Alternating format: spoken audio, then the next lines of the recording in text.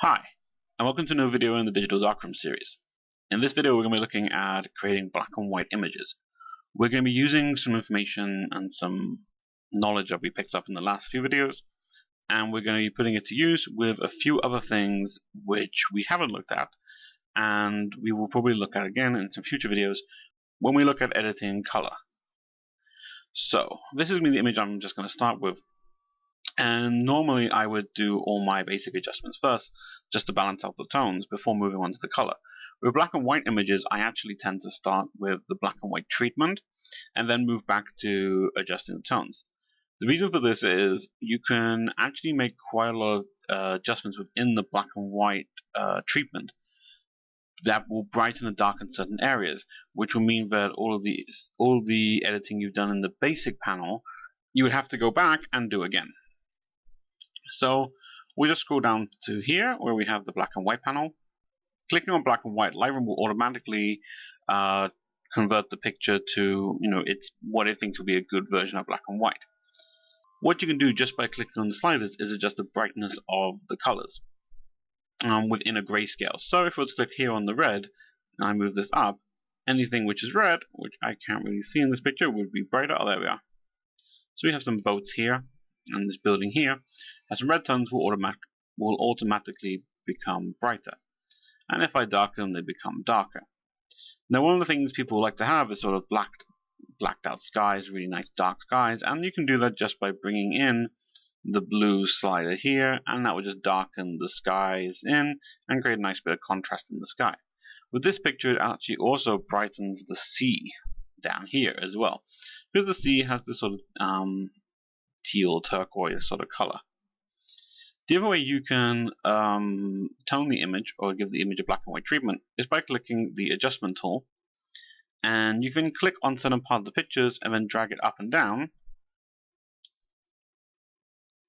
Apparently you can drag it up, and there we go. It's woken up. So you can drag it up and down to adjust the tones like this. So for example, I want to have the sky darker. I can pull the sky down here. That's made that darker. I want to have this brighter here. We can pull this up, and you can see those tones which were just darkened then become brighter again. And that's really how you begin to tone your the image into a black and white image. So with this image in particular, I don't mind the darkness of the sea and the sort of darkness in the clouds. I'm not going to worry too much about that because I quite like it. Probably push up those reds a little bit, and there's some greens here, which I think also need to be brightened. And what's really going to happen is this darkness here and this darkness here is going to sort of bring the focus down into the town and the harbor. Okay, so now I've just done those adjustments. I can now go back up, and I can look at making some other sort of tonal adjustments. So if I brighten the shadows, it's going to brighten everything I've just sort of darkened. So I could actually just darken the shadows a bit, open up the exposure, but bring down the highlights here, maybe darken the shadows, still darken the shadows. Now, one of the other things you can do, well, increase the clarity. One of the things you can do is actually use the color temperature to affect the image, because it's taking the black and white treatment from the color image. So if you adjust the white balance, you're going to be adjusting the color image underneath, and it's going to translate into a change in the black and white adjustment. So for example, if we add more blue to the image, it's because we already darkened blue, the image is going to become automatically quite darker. And we're now getting a slightly more grayer sky underneath the clouds, which is quite nice. But we could also add a bit more green, which is going to brighten the image because green was like brighter. But we could also add a bit of more magenta as well. And that's sort of just adding in the contrast. I think the police is also very interested in this video as well, since they are rushing down the road. Or is it an ambulance? I'm not too sure. Hopefully it won't be too bad on the audio. One of the problems when it's summertime and it's like 35 degrees and you have to have the doors and windows open.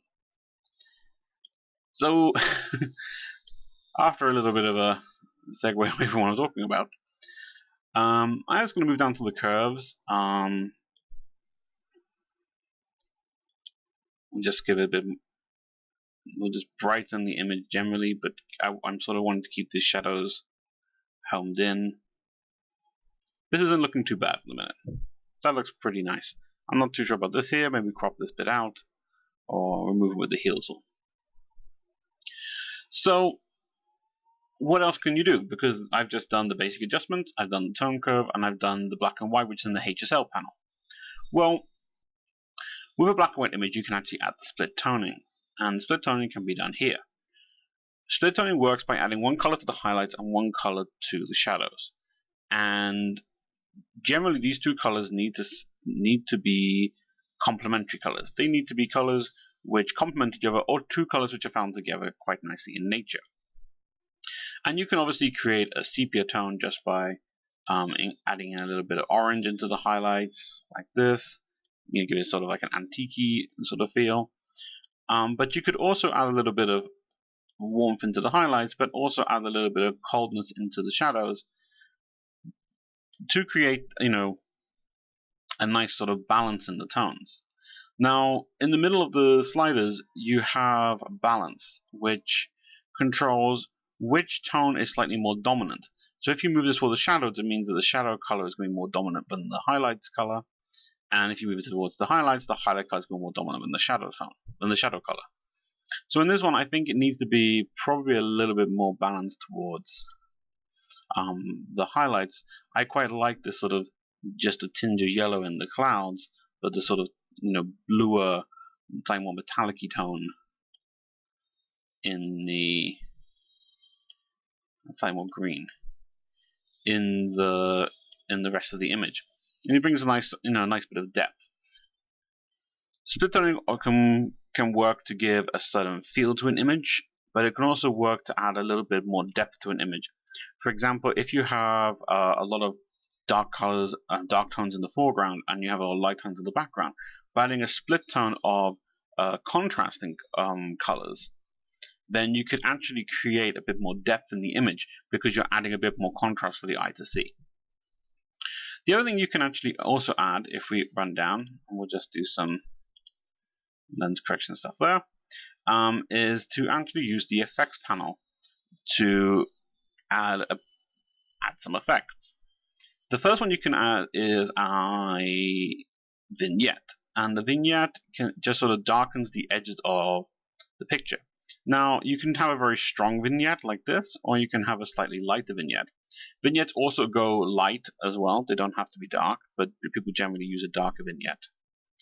And so we just, for demonstration purposes, I'll put this amount at 100. And you have the midpoint, which says how big the area in the middle is, which is not going to be affected by the vignette. And you can also move this out as well to only affect the corners of the image if you wish, and make it larger. You have the roundness, which, as it says, how round it's going to be. So you can have a very sort of square vignette like this, and then if you move the midpoint in and move the amount out, you can create just like this sort of darkening just around the edges if you wanted to. Or you can have a much rounder one, which is more like a peephole sort of style, where you just have this sort of area here, in the middle, just in the round area in the middle are just bright and darkness going around the outside. The other thing you can also do is adjust the feather, which is the transition of the vignette. So if you have it set at 0, the transition is basically vignette to nothing. If you have it set all the way up to 100, it's a much smoother vignette which goes across from the middle of the image out to the edges. So once again, you could pull this back a little bit, adjust this, and you create a much more softer vignette on the outside of the image, and maybe something which is not as noticeable. The other thing you can actually also do is use these highlights. And what the highlights does is, if you increase it, any highlights which the vignette goes over become slightly brighter, which also adds the sort of more natural element of the vignette.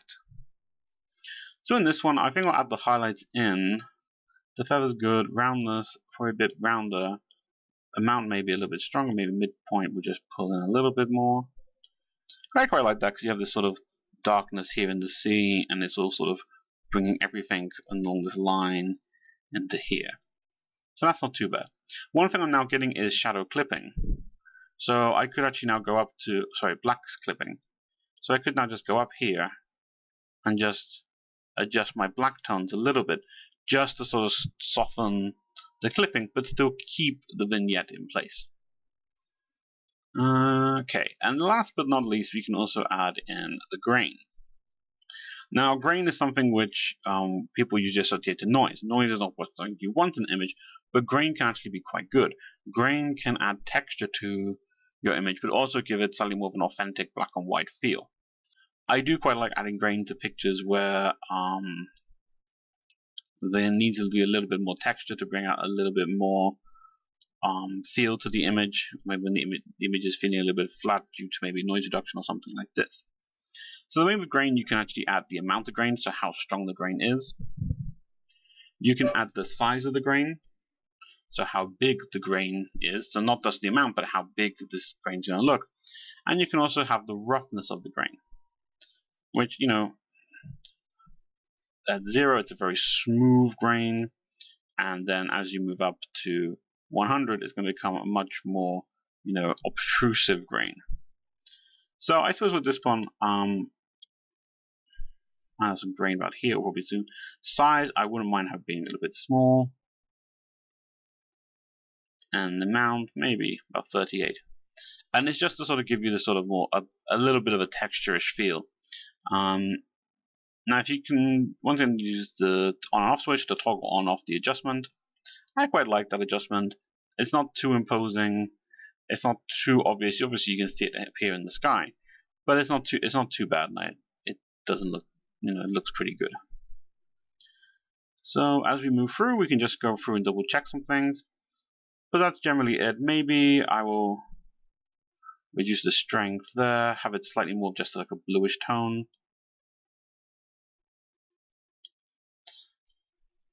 Give it more of like a T-Max 100 sort of feel.